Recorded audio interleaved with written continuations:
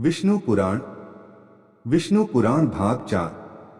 क्षीर सागर मंथन के समय राक्षस देवताओं का मजाक उड़ाते रहे और अपना पूरा भुजबल दर्शाते हुए सर्पराज को खींचते रहे। देवताओं ने अपने बल का पूरा पूरा प्रयोग किया। उनके खींचने की इस प्रक्रिया में वासुकी महासर्प ने विष उगल दिया। वह विष ज्वालाएं बिखेरना लगा। इन ज्वालाओं में कितने ही राक्षस जल गए।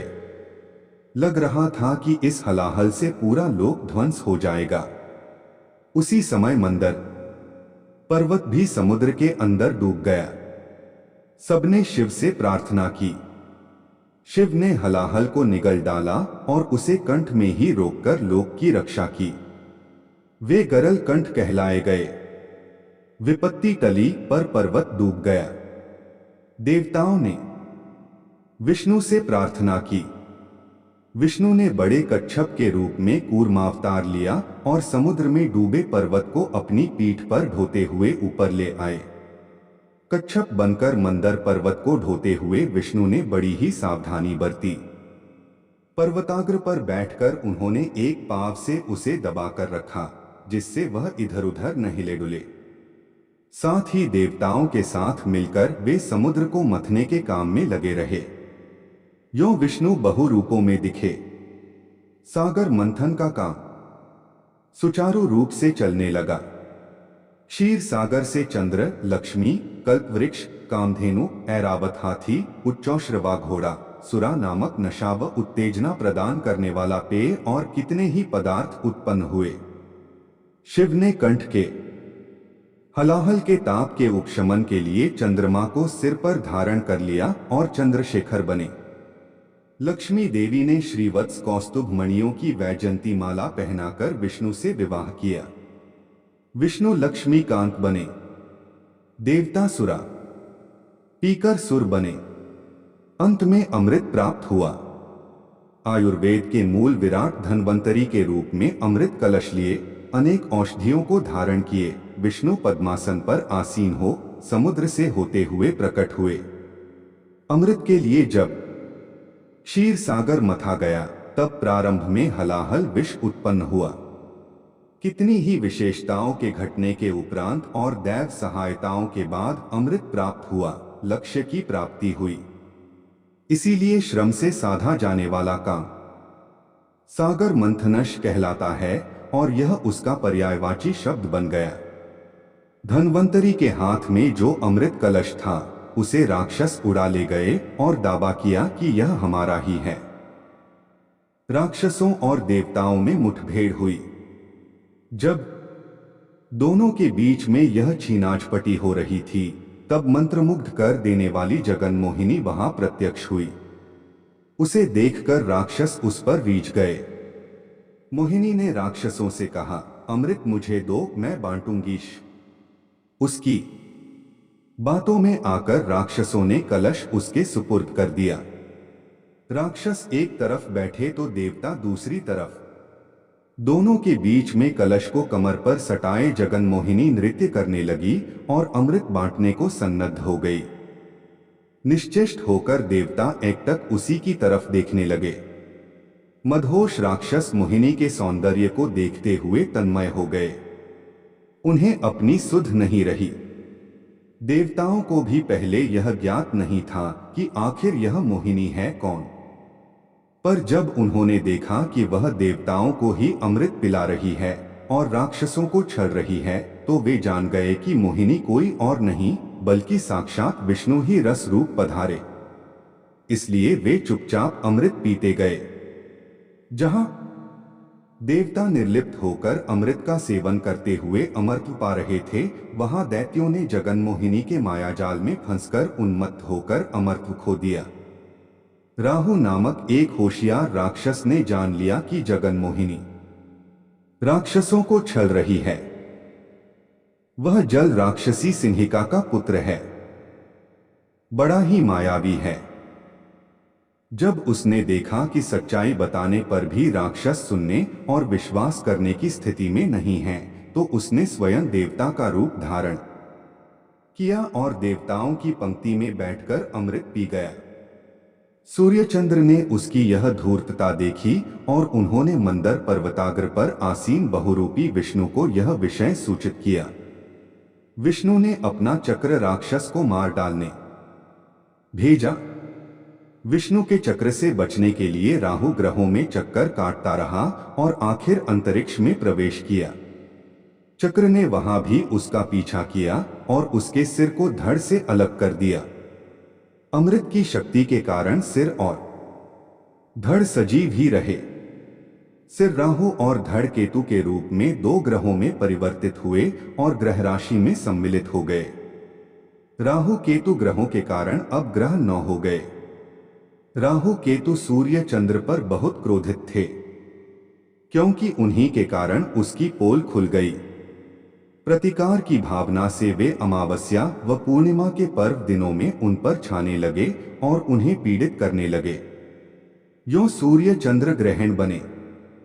पूरा का पूरा अमृत देवताओं को पिलाकर मोहिनी अदृश्य हो गई। राक्षसों को अपनी त्रुटि मालूम हो गई। तब से लेकर वे विष्णु और देवताओं के कट्टर दुश्मन बन गए। अमृत मंथन के दौरान विष्णु ने कूर्मावतार, धन्वंतरी का अवतार तथा मोहिनी का अवतार धारण किया। धन्वंतरी अमृत के साथ साथ औषधियां तथा औषधि वेद भी ले आए। वैद्य शास्त्र के अधिदेवता व वैद्यों के कुलदेव के रूप में धन्वंतरी की पूजा होने लगी। जगन्मोहिनी विश्वमोहिनी मानी जाने लगी और सौंदर्य व विलास का प्रतीक बनी। नारद जगन्मोहिनी अवतार की प्रशंसा करते हुए जगन्मोहिनी राग को महती वीणा पर झंकृत करते हुए कैलाश गए।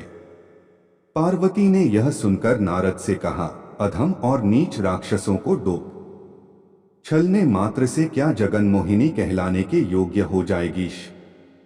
हाँ माते, किसी को भी आनंद सागर में डुबो देने वाली और अपने सौंदर्य व हाव भावों से विश्व भर को अपने वश में कर लेने वाली जगन्मोहिनी ही तो है। कहते हुए नारद वहां से चले गए। पार्वती ने यह बात शिव से बताई। शंकर मुस्कुराते हुए चुप रह गए। बाद में पार्वती के साथ नंदी वाहन पर आसीन होकर वैकुंठ गए और विष्णु से कहा, तुम्हारे जगन्मोहिनी अवतार को देखने की मेरी तीव्र आकांक्षा है। इसी उद्देश्य से यहां आया हूं। संकट के निवारण के लिए कोई न कोई वेश धारण करना ही पड़ता है। तुम्हारे लिए भी यह बाएं हाथ का खेल है। विष्णु यों कहते हो अंतर्धान हो गए। इतने में शिव ने जगन्मोहिनी को थोड़ी दूर पर फूलों की गेंद से खेलते और गाते हुए देखा। शिव सब कुछ भूल गए और उसके पास गए, पर जगन्मोहिनी उनके हाथ नहीं आई और वह विश्व आकाश में घुस गई। हाथ फैलाते हुए शिव उसका पीछा करने लगे। पार्वती स्तंभित होकर यह दृश्य देखती रह गई। शिव मोहिनी के इस लीला विनोद को ब्रह्मा आदि देवता बड़े ही चाव से देखने लगे। नंदी निश्चेष्ट होकर देखता रहा। नारद महती वीणा पर शिवरंजनी राग को झंकृत कर रहे थे। आगे आगे जगन्मोहिनी और पीछे पीछे शिव दौड़ते हुए गए और कुछ ही समय में दोनों दिखाई नहीं पड़े। पार्वती कैलाश पहुंच गई। जगन्मोहिनी तेज मंडलों से होते हुए शिव को पूरे विश्व में घुमाया और कैलाश पहुंची। शिव को उसे छूने से मना करती हुई जब वह पार्वती के पास जाने लगी, तब शिव ने उसकी कमर पकड़ ली। देखा, आपका पतिदेव कितना नटखट है। कहती हुई भय के मारे वह पार्वती के पास खड़ी हो गई।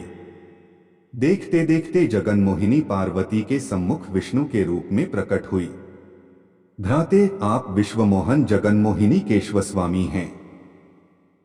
यह सब कुछ शिव केशव लीला नाटक है न? पार्वती ने विष्णु से पूछा।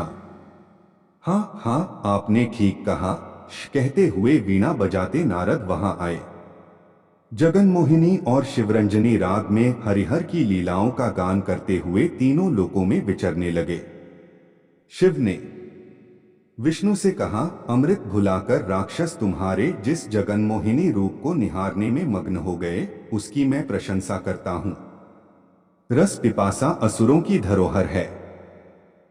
विष्णु ने मुस्कुराते हुए पार्वती से कहा, कहीं ऐसा न हो जब हमारी गंगा भविष्य में आकाश से पृथ्वी पर उतरने जा रही हो, तब तुम्हारे पतिदेव उसे कहीं तुम्हारी सौतन न बना लें।